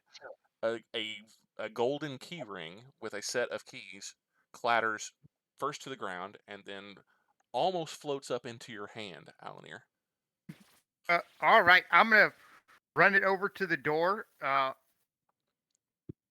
and I'm actually just gonna kind of take the key ring, and since I'm assuming I can't even put it in, I'll just kind of push it through the door and like hold the keys out like the other side of the door for Eldrick to grab.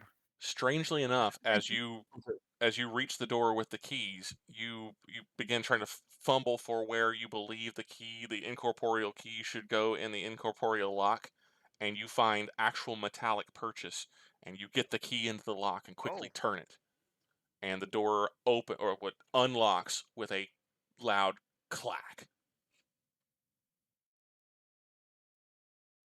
Can I pull the doors open? You can.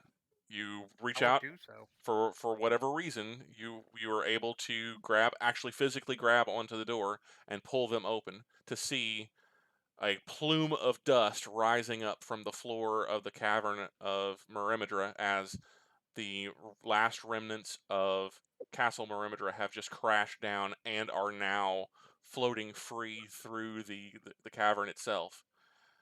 And Eldrick is on one knee with a hand outstretched, staring in shocked disbelief. Bald and in demon armor. I don't think he's bald anymore. No. It's short hair, but yeah, it's not kind of it's not like 3 inches like it used to be. Means that he got shaved when he was in prison. Well, I don't know what he saw, but I'm gonna basically do one of those, grab him and pull him back through the door.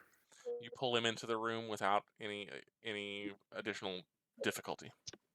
I mean, there's no way any of you miss that he's not holding his hammer. Like, he's had it every minute of every moment that we've been down here, and it is not in his hand. Yeah, Eldrick or Alanere specifically, with your passive perception, as you reach down to grab him, you realize, oh no, that's what it was. It's gone. Oh no. I'm gonna whip out my pick hammer and hand it to him, handle first, and apologize and say I'm sorry. Thank you. I don't suppose I see any weapons on the walls in here. No, there's no weapons included in the motif here. There is, however, another series of doors in this room. There is, well, the double doors into the chambers proper. This is kind of the receiving room.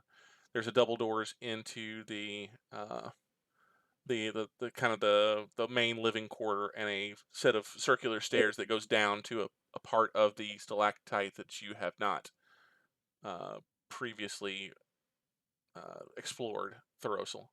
You know that there's another room, another door on the same wall as that set of double doors that leads into what was a bedchamber where Maz emerged from the first time that you met her, and another door that is directly across the chamber from where you're standing right now, a single door that leads into the temple. The Yeah, first floor. Maz disapparated, right? Maz, yeah, also disapparated at the climax of the battle. That's correct. Yeah. Okay. We don't have to deal with her. So I don't think there's anything in here that'll help you, Eldrick. Don't worry about it. We've got more important things to do. I got 2 big fists with metal gauntlets on them. We'll be fine. Let's go. I handed you my pick hammer. No, I've got it. Okay. It's like, at least you're not just with fists. It's When, all I when you got. say pick hammer, do you mean an actual weapon or like a mountain climbing pick hammer? No, it's An actual weapon. It's Okay. basically a pickaxe with a hammerhead on the other side. So it's not a maul, but it is a 1d8 weapon. That it can either be a piercing weapon or a bludgeoning weapon. I just assumed Eldrick was going to go around punching people with the stone. I mean, option is on the table. I'm just going to say. Well, it's this way. Through here, there's a temple, and then we're going to walk through a wall of fire and be there. I'm sorry, what was that? Wall of fire. At least that's what it was last time. That seems problematic. It didn't feel pleasant, but it didn't have a lasting effect. He'll reach up to the scars on his breastplate again. Okay. All right, so you open the door into that is across the chamber, and you begin to step through. And this room bears actual description, so I'm gonna go through it. It is a long, kind of elongated chamber that stretches from where you are around the probably the outside third of this rounded circular stalactite building, effectively. A path that is made of what appear to be humanoid bones curves from the doorway where you're standing to a large staircase leading upward, where the room appears to continue almost 40 feet up. The floor around the path is warped, and the stone itself is shaped to look as though half-rotted corpses, or maybe even melting souls, are trying to free themselves from the floor's grasp. The walls bear images similar to those on the floor, with all the figures facing toward the door, facing toward you. 2 columns shaped like skeletons flank the staircase, and other nightmarish, demonic, and undead-looking statues stand peppered throughout the chamber.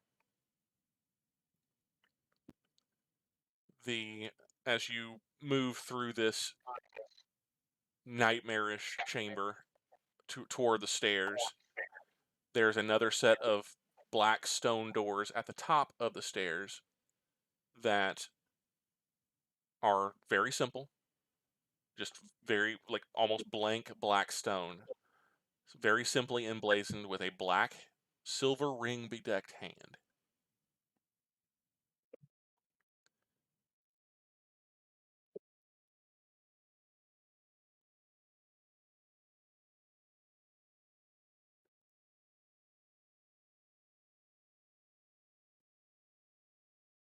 The hand has silver rings or just rings? Silver rings, yeah.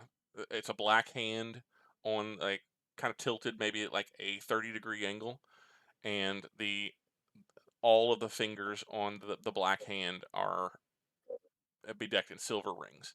You've seen a symbol like this on multiple occasions since Sithmore came. You actually carried somebody on your party, I think it was Makaria, carried a couple of medallions that had this exact same symbol. Yeah, we had to get rid of them. But yeah, We did. They were attracting undead. Oh yeah. All right. I don't Um, suppose that. Oh, hold on. So to get to that, we have to cross through this very creepy room. Well, this I kind of hand waved that part. You've crossed through the majority of sure. the room, and you're at the top of a kind of circular set of stairs that are taking you 40 feet up into the second half of this chamber. At the Gotcha. standing across from you now, leading into what you believe is perhaps the other half of this circular chamber, is this one set of black stone doors. Thoros'l, that's where we're going. yep. What's your friend here thinking? Your grandson.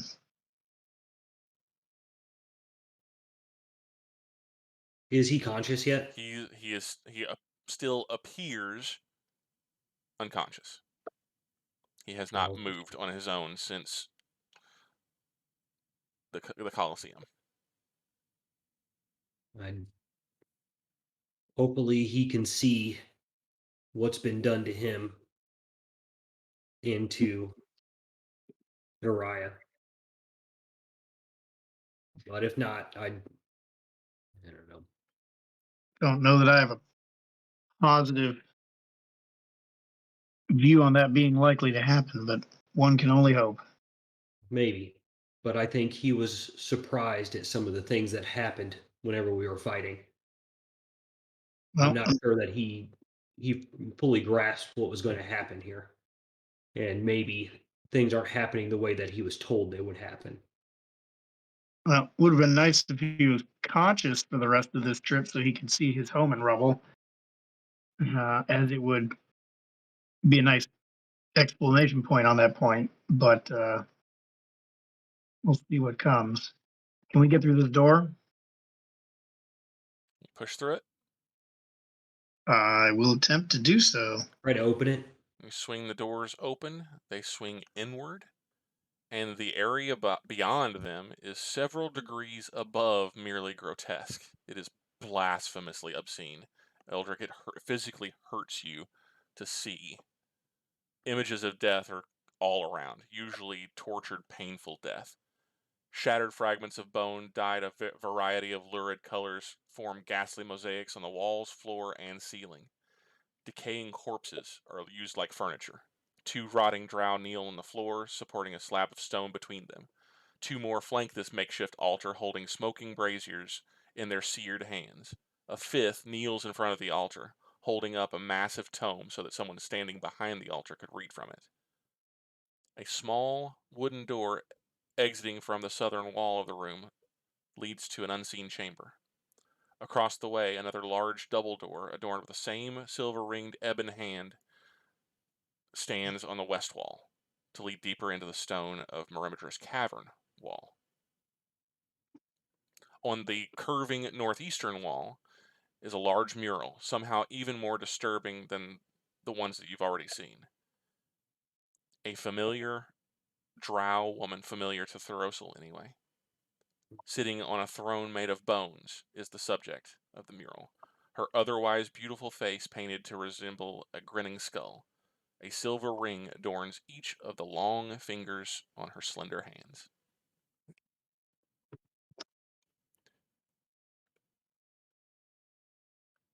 There is a flickering of purplish light coming from the slightly ajar double doors, stone double doors. And that's where I was taken before. That's Through correct. those double doors. That's the column of flame. I'll gesture, point, not rudely gesture, but point at the mural and say, "There's that's Curonsely, the one we're after, the one orchestrating this whole mess."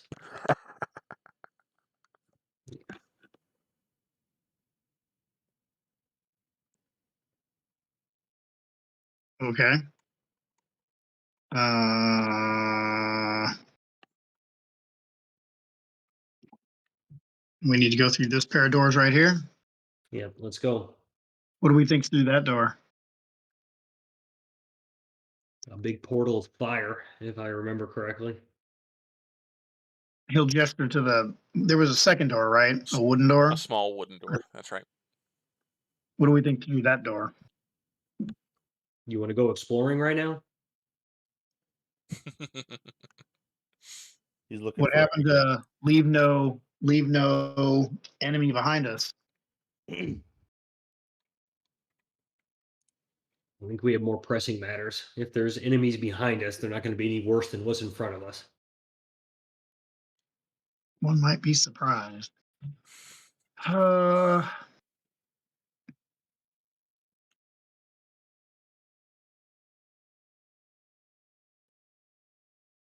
Poopy doops.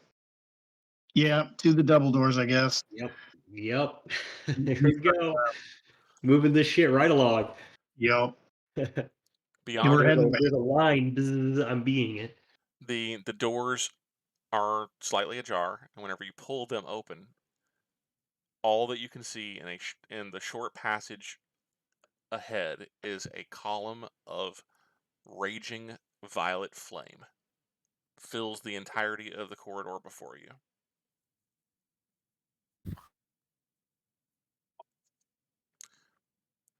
The only difference from that you can see Thoros'l from the first time that you were here is the mist. It appears to even have reached this area of the cavern at this time. Does it look like it was here, or like we've let it in? Oh no, it's rising and continuing to thicken throughout your entire journey, but it appears to be ever present. Gotcha. That looks bad. I'll pull the flare sword, drag it across my arm, call forth the burning rage of vengeance, and the rite of fire. Thoros'l's purplish mind flayer sword bursts into an angry red flame as the blood pours from his bandaged arm and begins to coat the blade. Here we go. How are we going to get through that? Last time I just walked in through. It wasn't very pleasant, though. Fair warning.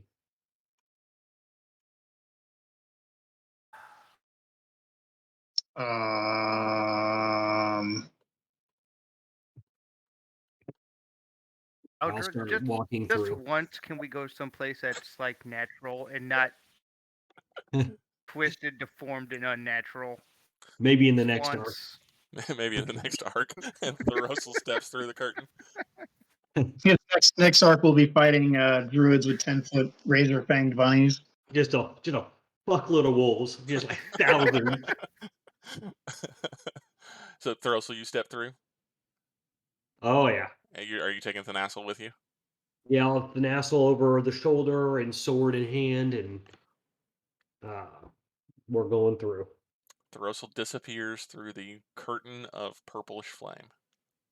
I'm going to check it with my left hand. It's hot. Does it hurt? What? Does it hurt? Yes.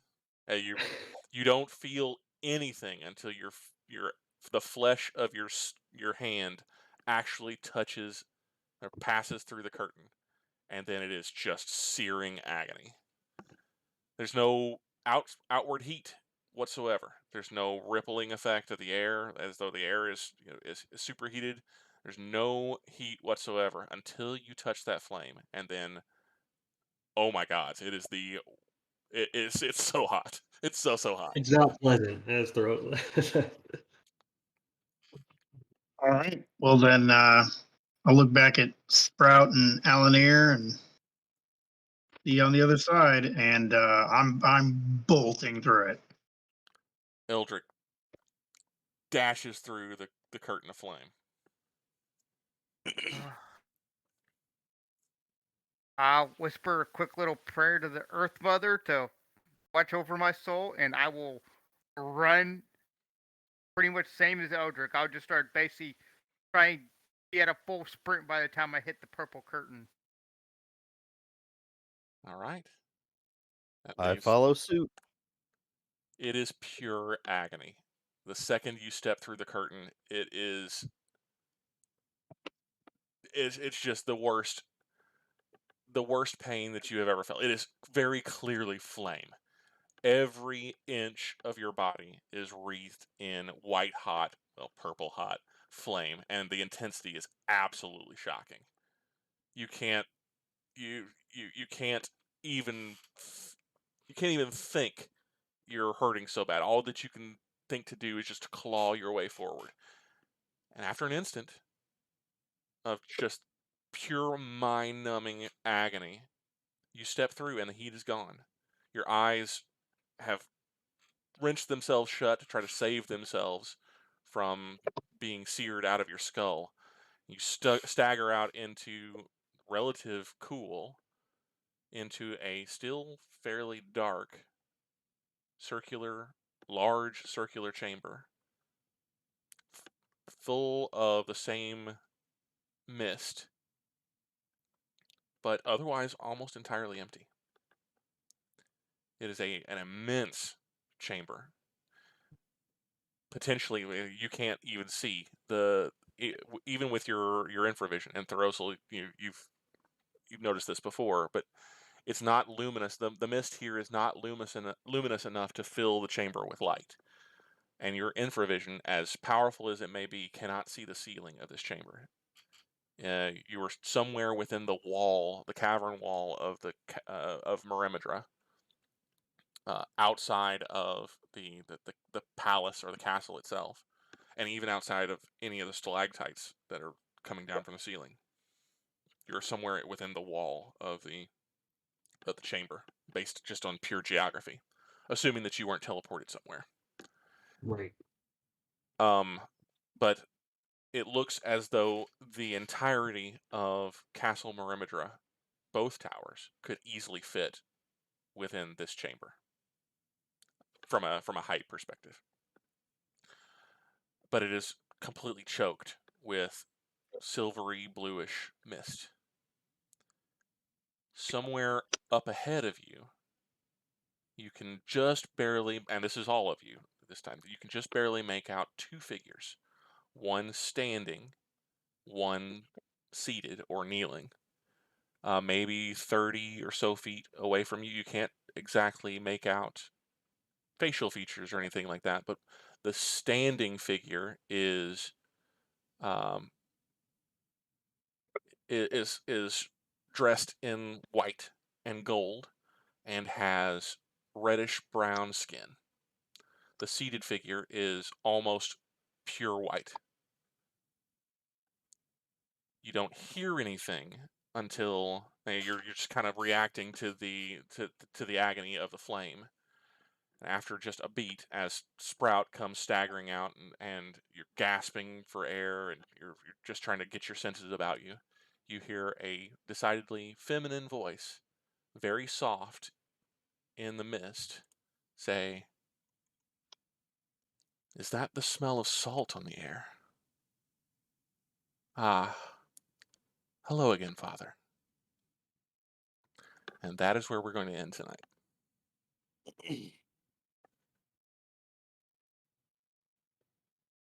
My goodness. Oh yeah. Dun dun dun.